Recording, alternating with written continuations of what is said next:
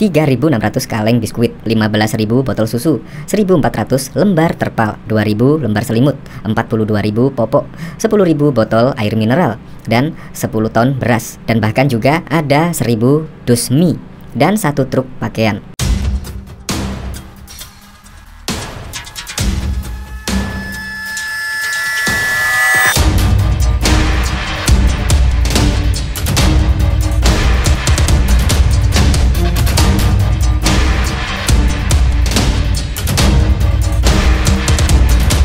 Sebelum menyaksikan video ini, pastikan bosku jangan lupa subscribe. Karena subscribe itu gratis plus bonus tonton video terbaru setiap harinya. Jangan lupa ya.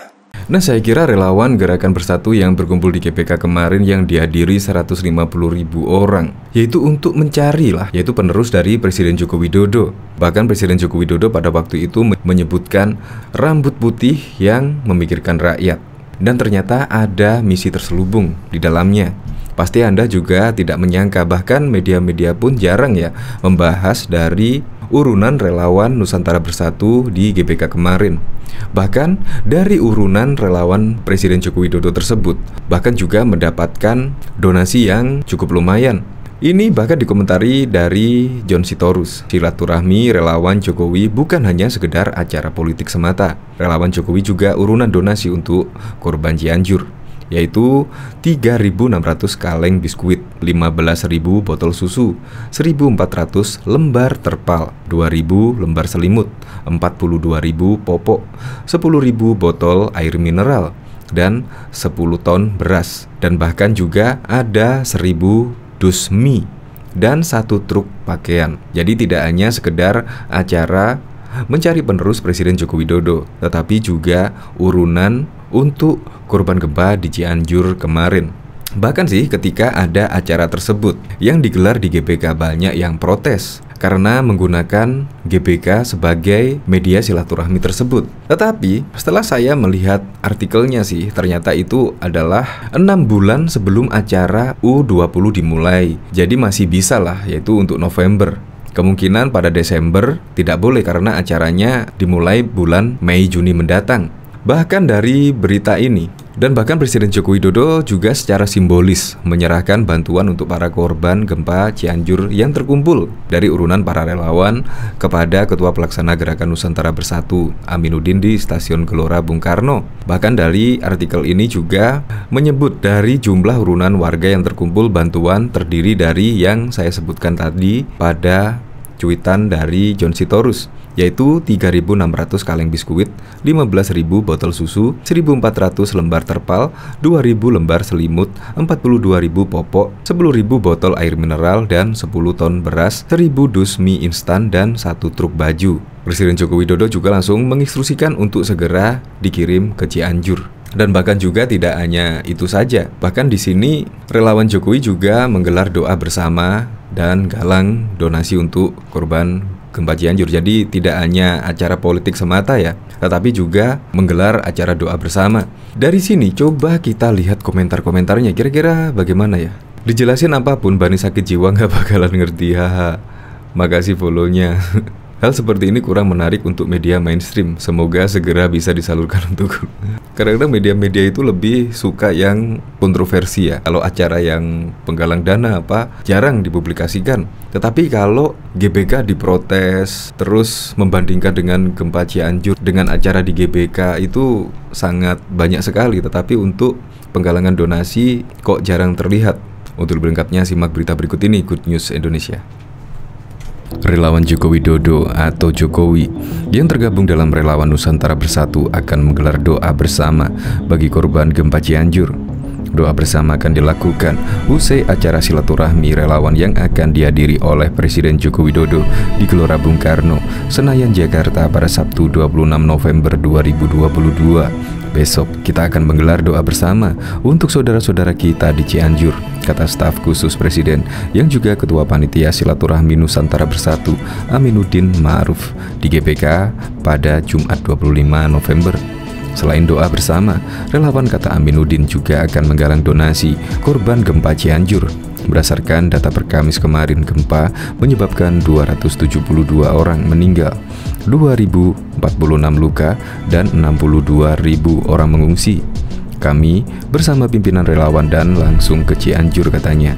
Aminuddin juga mengatakan acara Nusantara Bersatu merupakan ajang silaturahmi dan ucapan syukur atas keberhasilan Indonesia dalam menggelar KTT G20 di Bali beberapa waktu lalu.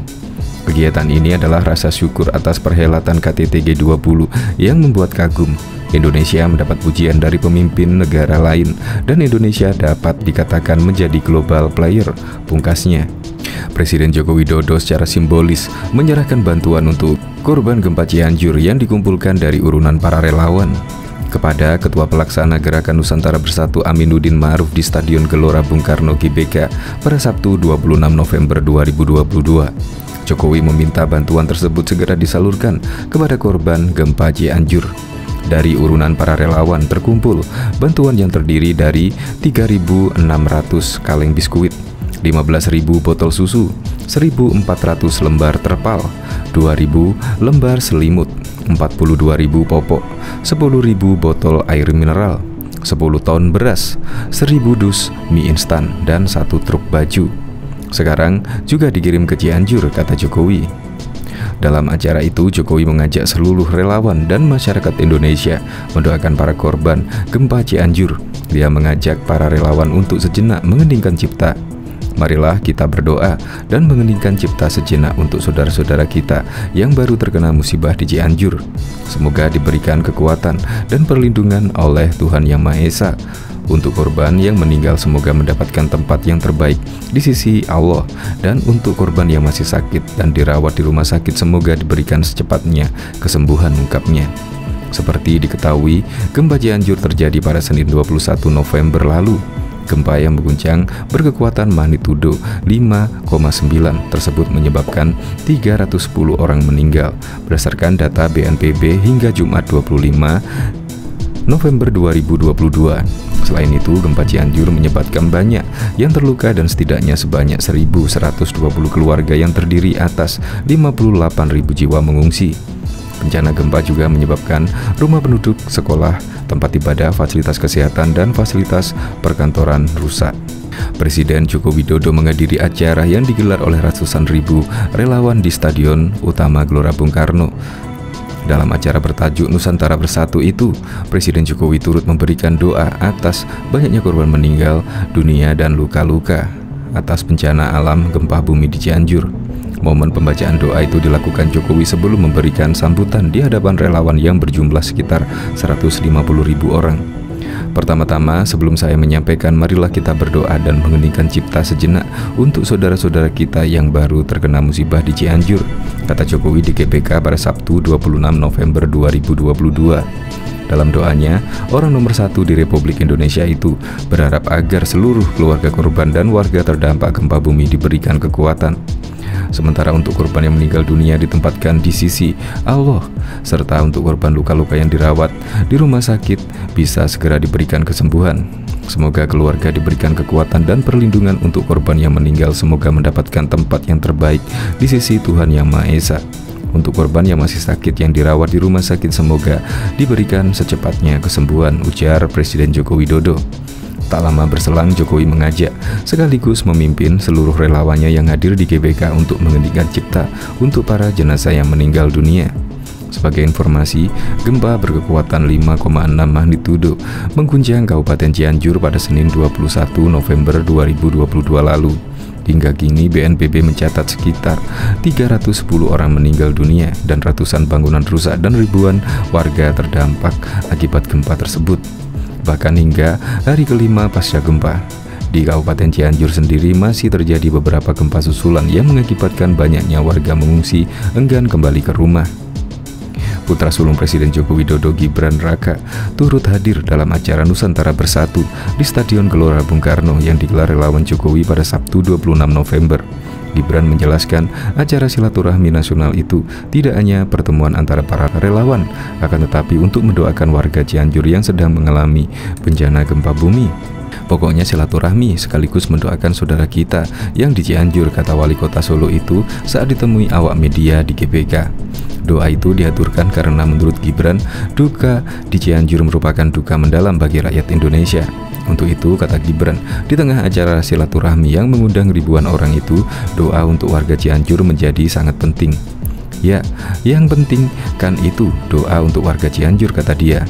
Gibran saat ditemui terlihat dari pantauan tribunnews.com sedang dikelilingi para peserta yang hadir di acara. Mereka terlihat hendak mengabadikan momen bersama putra Jokowi tersebut. Gibran pun menanggapi ramainya peserta pada hari ini yang diperkirakan mencapai 150.000 orang. Ramai ini bagus, tugas Gibran. Sebelumnya, Presiden Joko Widodo hadir dalam acara silaturahmi Nusantara Bersatu di Stadion Gelora Bung Karno, Senayan, Jakarta pada 26 November 2022. Presiden tiba di stadion pada pukul 8.18. Presiden langsung menyapa puluhan ribu relawan yang membanjiri Stadion GBK sejak Sabtu pagi. Presiden tiba mengenakan kemeja putih, sebelum kemudian mengenakan jaket merah bertuliskan KTT G20. Presiden melambaikan tangan kepada para relawan yang hadir di dalam stadion. Tiba di stasiun, Presiden langsung menuju podium didampingi Ketua Pelaksana Nusantara Bersatu Aminuddin Ma'ruf dan Ketua SC Nusantara Bersatu. Presiden kemudian menyampaikan salam ke setiap sisi panggung. Tidak lama lalu dikumandangkan lagu Indonesia Raya. Usai lagu tersebut, Presiden kembali ke kursi yang telah disediakan.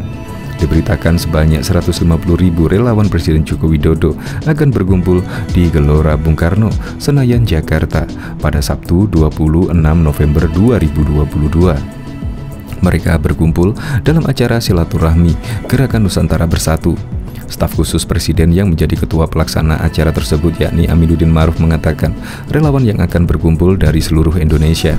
Besok di tempat ini akan ada silaturahmi organ relawan Presiden Joko Widodo, kata Aminuddin di GBK.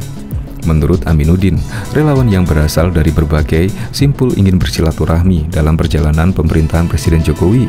Selain sebagai ajang silaturahmi, ajang tersebut juga sebagai bentuk rasa syukur atas keberhasilan Indonesia menggelar KTT G20. Kegiatan ini adalah rasa syukur atas perhelatan KTT G20 yang membuat kagum. Indonesia mendapat pujian dari pemimpin negara lain dan Indonesia dapat dikatakan menjadi global player, pungkasnya. Bahkan warganet saat ini dihebohkan dengan digunakannya Stadion Utama Gelora Bung Karno, Jakarta Pusat sebagai tempat pertemuan para relawan Jokowi di acara yang bertajuk Nusantara Bersatu pada Sabtu 26 November 2022. Kini tagar katanya GBK menjadi trending di Twitter. Pantauan FIFA, banyak warganet yang melakukan protes terkait acara tersebut dilangsungkan di Stadion GBK. Padahal sebelumnya Menteri Pemuda dan Olahraga Zainuddin Amali sudah menyebutkan bahwa stadion tersebut tidak dapat digunakan untuk acara konser dan Piala AFF 2022. Katanya GBK dilarang untuk acara konser dan politik. Lah ini kok dibolehin? Tulis akun Hidayat Lutman, dilihat pada Sabtu 26 November 2022. Katanya GBK harus steril sampai Pildun U20. Dipakai buat kumpul relawan. Padahal yang butuh banget relawan tuh yang di Cianjur. Bunyi cuitan akun Ridro Gedumel. Menanggapi hal tersebut, Ketua Pelaksana Nusantara Bersatu Aminuddin Ma'ruf tidak terlalu banyak berkomentar usai adanya protes yang dilayangkan oleh warganet. Ia pun memastikan pihaknya sudah mendapatkan izin sesuai prosedur yang berlaku. Tanya ke pengelola BGPK, kalau nggak izin, nggak dibolehin dong, ucap kepada wartawan.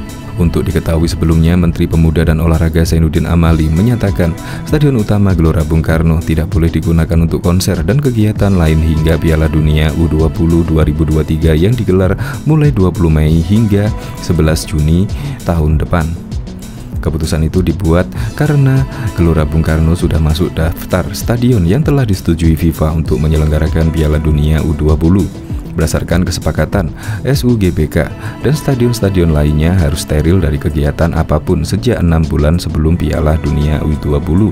Itu konser pasti tidak boleh. Jadi semua stadion yang boleh terdaftar di FIFA dan disetujui FIFA. November ini akan dimulai renovasi. Yang sudah selesai renovasi, stadion tidak diizinkan untuk digunakan untuk kegiatan-kegiatan lain, ucap Zainuddin di Wisma Kemenpora, Jakarta pada 2 November 2022. Kan GBK punya negara, tinggal ngomong saja Kemensesnek, Menteri Sekretaris Negara, kata dia. Bahkan juga warganet riuh usai Stadion Utama Gelora Bung Karno digunakan acara Nusantara Bersatu yang diadakan relawan Joko Widodo pada Sabtu 26 November. Frasa katanya GBK menempati peringkat nomor 1 trending Twitter hingga pukul 11.45. Ini sebagai sindiran warganet atas penggunaan GBK untuk kegiatan politik atau selain olahraga. Mayoritas warganet atau netizen mengkritik penggunaan GBK bukan soal digunakan relawan Jokowi, tetapi mengapa untuk acara lain seperti Piala AFF 2022 dan konser musik Blackpink tidak boleh. Konon katanya stadion GBK tidak boleh digunakan untuk apapun hingga Piala Dunia U20 2023, ucap seorang netizen di Twitter. Katanya GBK nggak boleh dipakai buat aturan sendiri, langgar sendiri, sehat selalu warga Indonesia, ucap warganet lainnya. Katanya GBK harus steril sampai untuk keperluan AFF dan konser lain saja nggak dibolehin, taunya kata seorang netizen. Katanya GBK nggak boleh dipakai sampai AFF sama Piala Dunia U20, gimana sih, ucap seorang netizen. Sebelumnya lewat Menpora Zainuddin Amali, GBK disebut tak boleh digunakan untuk kegiatan apapun 6 bulan sebelum Piala Dunia U20 2023, Timnas Indonesia sampai dilarang tampil di GBK. Piala Dunia U20 2003 akan berlangsung pada Mei-Juni tahun depan. Dengan kata lain, pada November ini harusnya sudah tidak bisa digunakan jika memakai ketepatan dari Kemenpora. Pada 10 November lalu, setelah pengelola GBK datang ke kantornya, Amali mengatakan GBK tak boleh digunakan untuk kegiatan apapun sebelum Piala Dunia. Jika tetap digunakan, ia akan lepas tangan. Ia tergantung FIFA untuk Piala AFF dan lainnya. Kalau katanya ke saya, karena saya menjamin itu, maka tidak. Jika FIFA mengatakan, oh iya silahkan, tetapi saya tidak menjamin lagi, kata Amali. Jadi, semua stadion yang sudah terdaftar di FIFA dan itu sudah disetujui oleh FIFA, November ini akan mulai renovasi, kata dia awal November lalu. Mengenai kepastian ini, Direktur Utama GBK Rahmat Afif akan bersurat ke FIFA, namun hingga kini belum diketahui apa hasil dari korespondensi tersebut telah membuat hasil atau belum. Sebelumnya dari sini Kemenpora, kami akan langsung berkomunikasi, baik via telepon dan segala macam, dan nantinya akan kami siapkan suratnya, kata Rahmadi pada 10 November yang lalu.